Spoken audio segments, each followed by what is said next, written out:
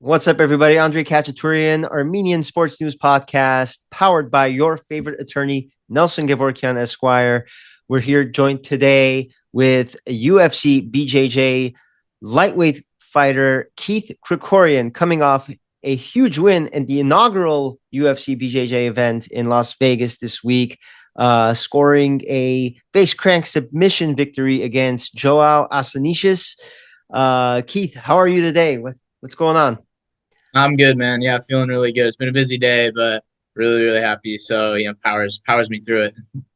Yeah, that's fantastic. Obviously, it's been kind of like a up and down month or so for you because you were part of the UFC BJJ reality show, Road to the hmm Title, and you were, hmm one of the favorites going into that tournament. You were the number one seed. You had an upset loss in that, and then you kind of did they kind of just spring this fight on you last minute because there wasn't really anything.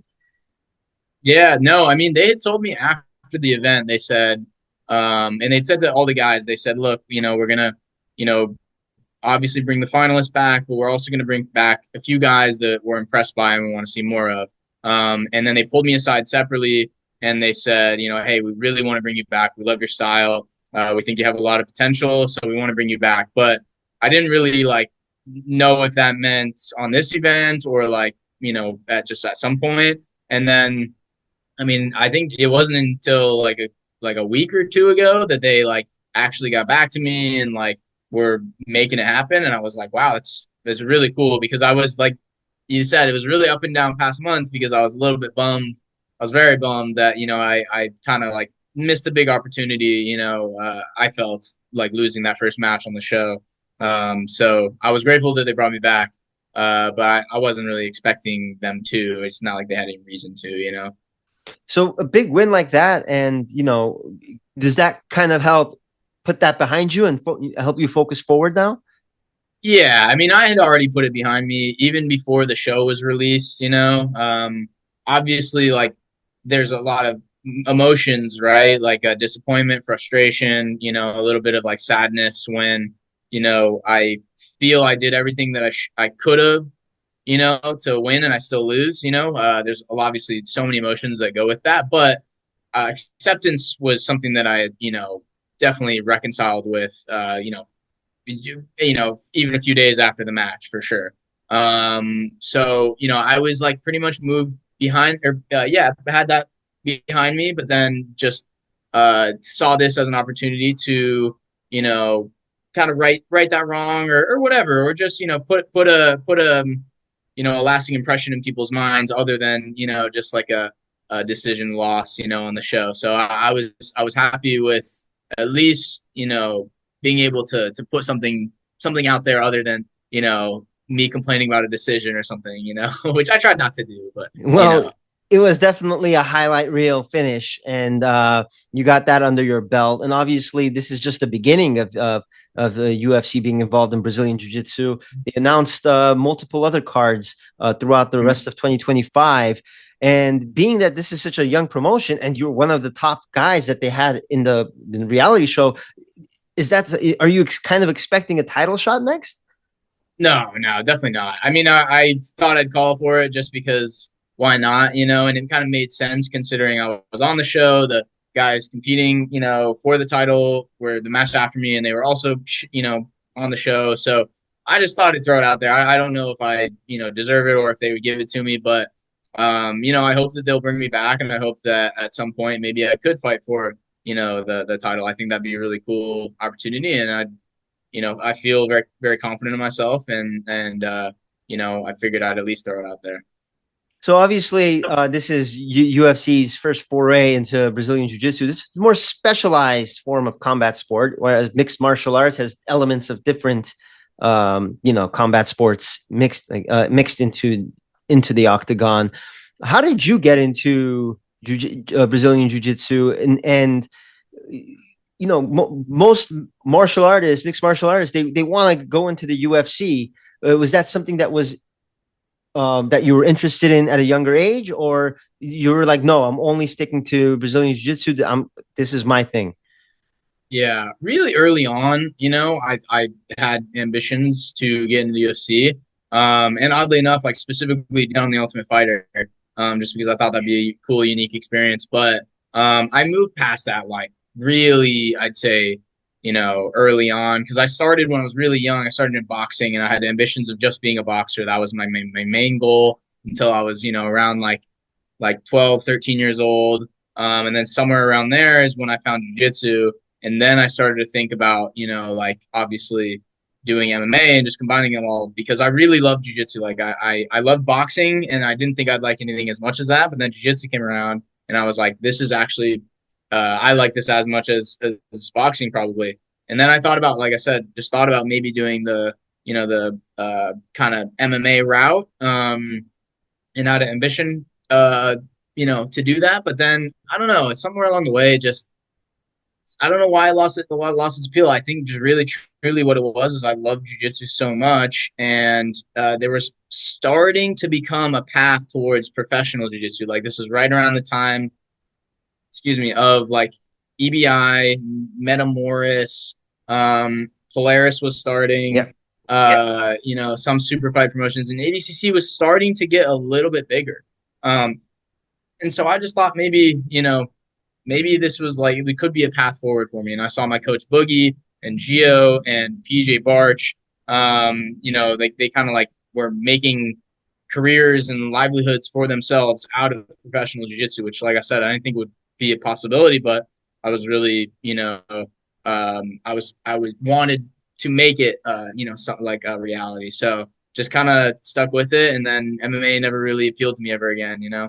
So when did you find out that the UFC was investing into this promotion? I mean, a few years ago, they had talked about, starting like some jiu-jitsu league, and it just was in the form of the Fight Pass Invitational. And that was cool. I never got to do it, but it seemed like it was at least a cool opportunity, and they were, like I said, just investing in jiu-jitsu, and I thought that was really cool. But then they just recently, I mean, I don't even know if it was not even a year ago, announced a big push into jiu-jitsu. And I think it was centered around like either Gordon or Marigali or like some of these big name jiu-jitsu guys. And then at some point, Mikey became the figurehead. And think that they just saw something either in the sport itself or in like the characters that, practice the sport and thought maybe like there's something here.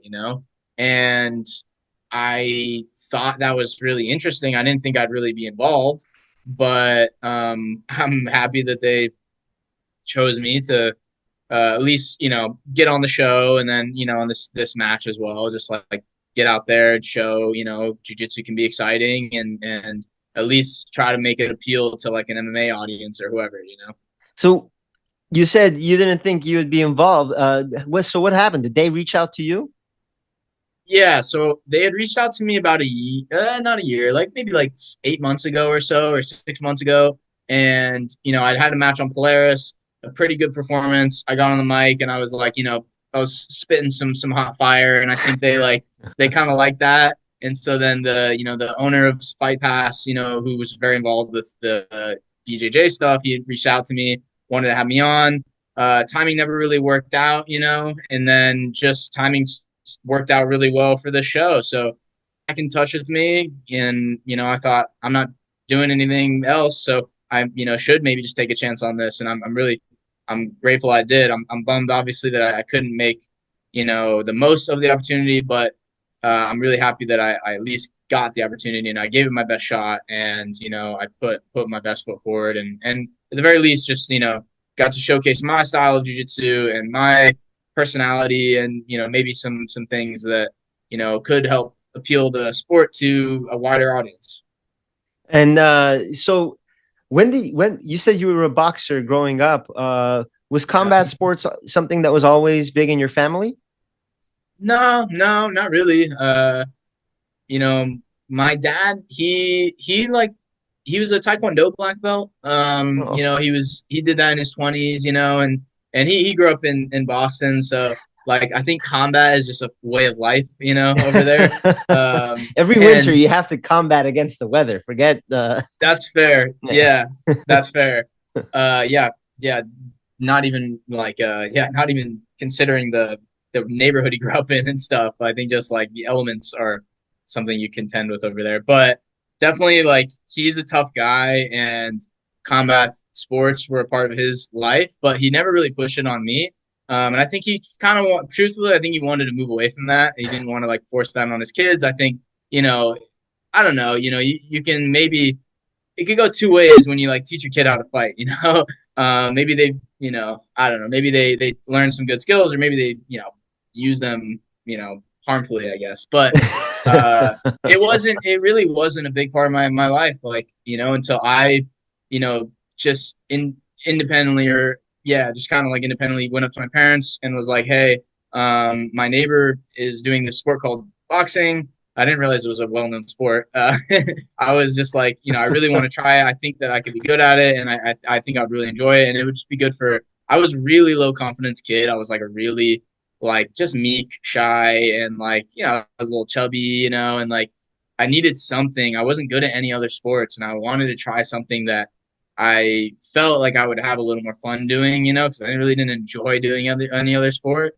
And they finally caved, and then I went down that path, and I just fell in love with it. I got really, really good at a really young age, and from there, I just kind of stayed in martial arts, you know, even if boxing became not as much my focus when I was like a teenager. I was just really involved. I was always in the gym. I was always training, doing jiu-jitsu. I was wrestling in my high school. I was, still training boxing here and there. I didn't, never, I was like, maybe thinking about moving into, some sort of like competitive boxing thing. But then I was like, I should just probably stick with the jiu-jitsu thing or the grappling thing at least. And I'm glad I did, because I really, really love boxing. But once I hit a certain age, I started to get like headaches after sparring. I started to like feel it a little more. Once the guys got older and like sparring got harder is when I noticed like, oh, okay, maybe I don't like this as much as I thought I Yeah. did. Like it was really, really difficult, and so I think, yeah, just I didn't feel the same way about grappling. I always loved it, even when I was like not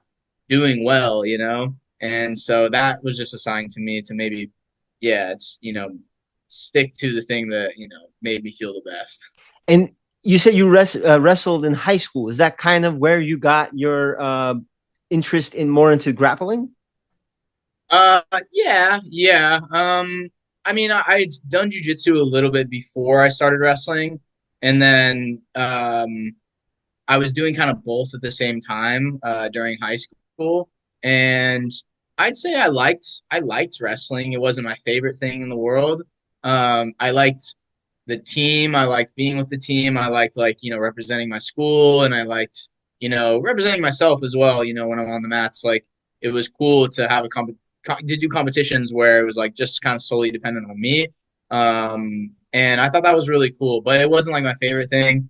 I was just I really loved jujitsu, and I always wanted to be good at jujitsu.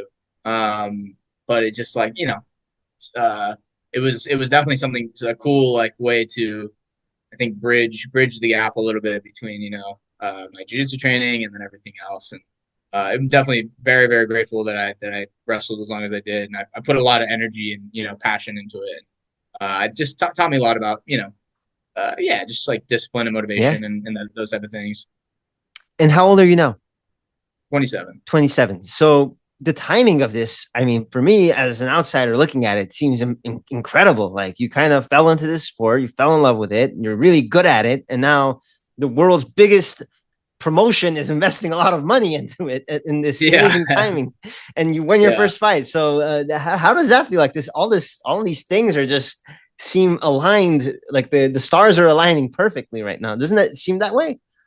Yeah, it feels like it, and like truthfully, it's always felt like when I was like starting to get good at jujitsu is when being good at jujitsu meant you could actually make money doing it. So like the timing worked out then, and even now it's like I feel like I'm near the top of my game, or I'm at least approaching my prime, and this is when I can really capitalize and make a big name for myself, or good money, or just like at least some actual recognition.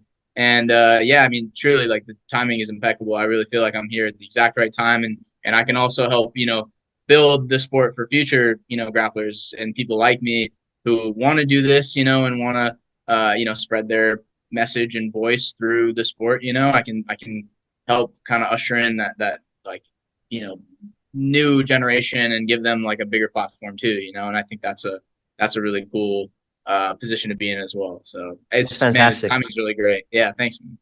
So how I found out about you is every now and then I'll get DMs from like on the Armenian Sports News page from 80% of the time it's a parent trying to hype up their like 8-year-old kid who's like in Yeah, the soccer game or whatever. I'm like, okay, this I'm yeah, not yeah, gonna this is an 8-year-old kid.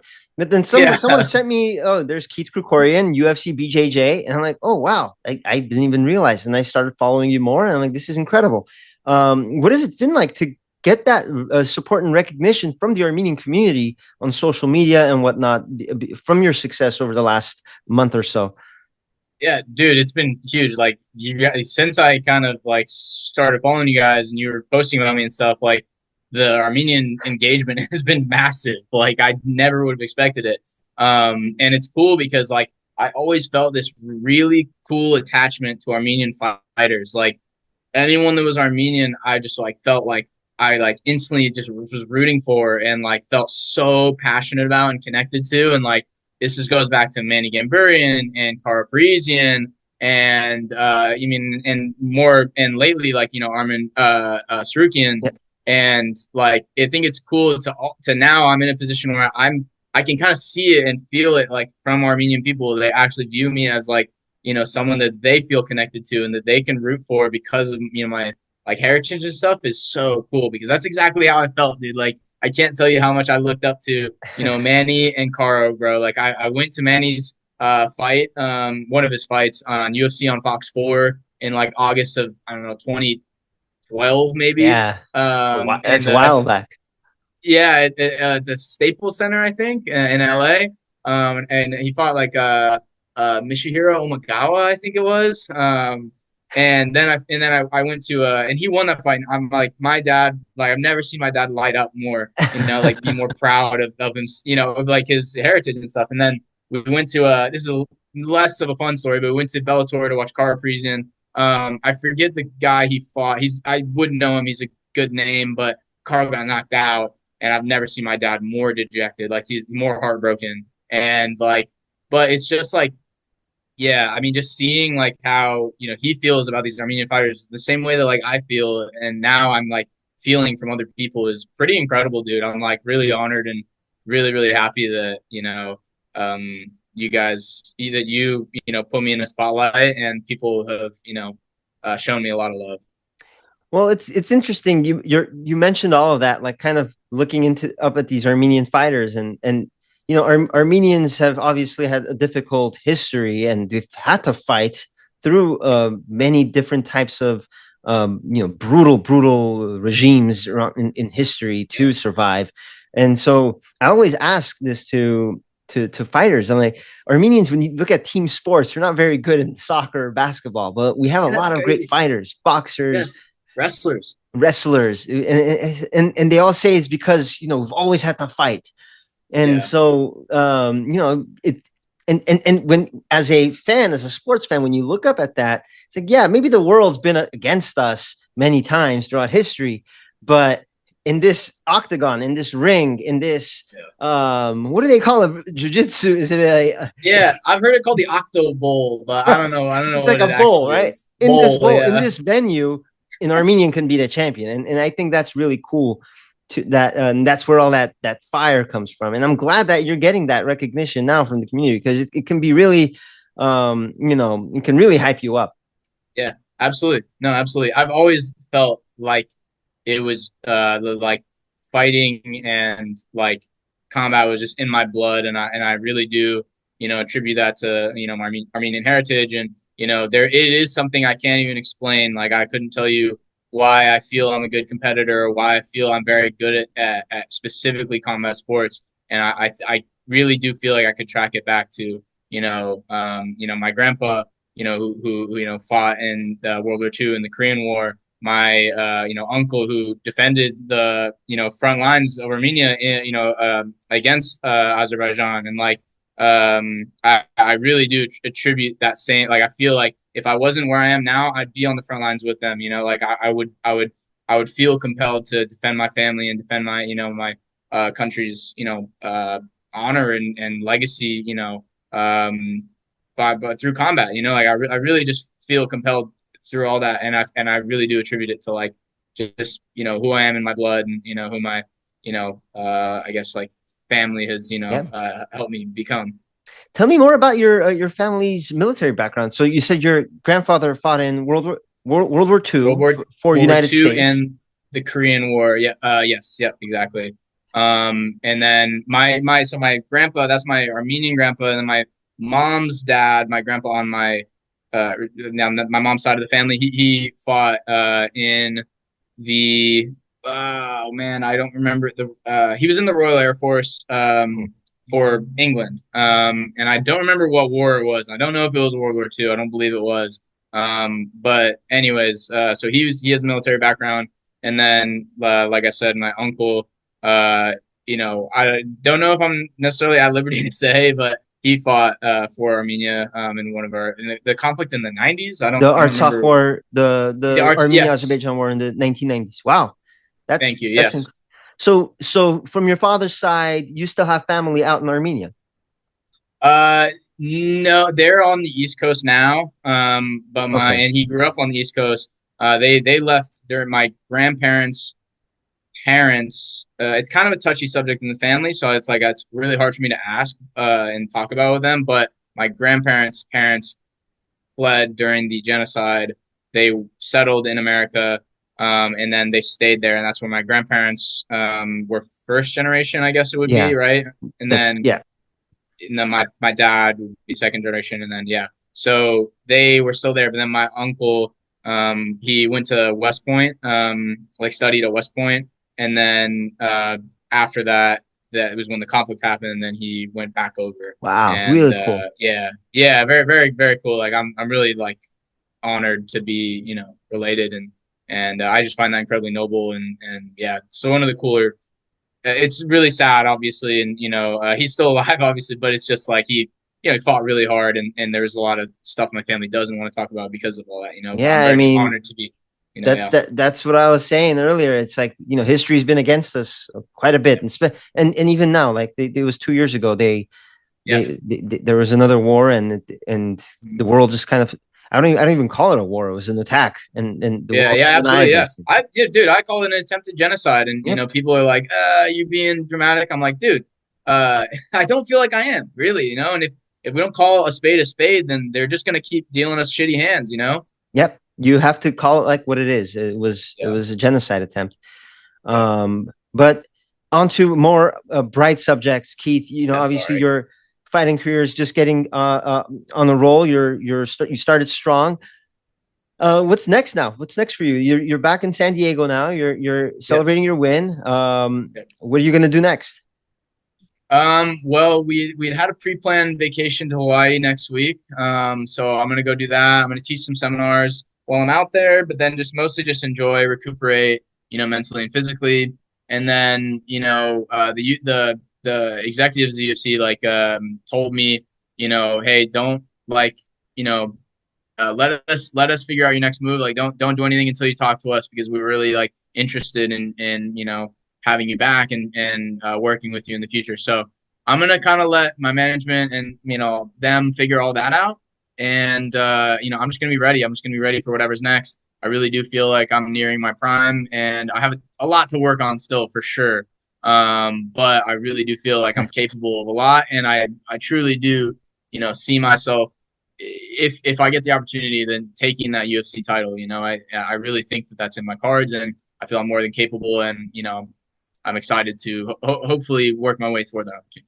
That's fantastic, Keith. Best of luck with that, and we'll be all cheering for you as well. You said Thank you're you. teaching seminars. Is that what you do most of the time? Coach and whatnot. That's Yeah, fantastic. Really cool. yeah. Mostly, I don't have my own gym, and I don't have a full-time coaching spot. I live a little bit between San Diego and like North County, San Diego. So the Like gyms, Oceanside or yeah, I live near between Oceanside and San Diego, basically. And so for me, it's hard to get a full time coaching schedule, especially when my training schedule involves me driving so far, back and forth or whatever. But I make most of my, supplemental income from, seminars, instructionals, online, like Patreon is like an online Yeah. subscription based site. Yeah, exactly. And then, obviously competition as well. So, yeah, seminars are my favorite thing to do though, just because I get to meet new people, travel, and I love travel more than anything, so that's like really really fun for me, and yeah, I'm really excited to do that in Hawaii. It'll be really fun. Yeah, yeah, you definitely enjoy Hawaii, enjoy the tropical breeze, Yeah, enjoy the beach, and don't think about fighting for a little bit until you get back in there. yeah, And hopefully, they'll UFC will do a card out here in the East Coast. That'll be really cool to attend one of your fights. that'd be Um, amazing. but Keith, thank you so much for your time. Best of luck going forward, and thank you for being a great representative of the Armenian community. Absolutely, and thank you so much for all the love, and it's felt, and I hope I can reciprocate it, in some form or another. Well, thank you again for your time. Appreciate it, Keith. Absolutely, no problem. Thank you. Thank you.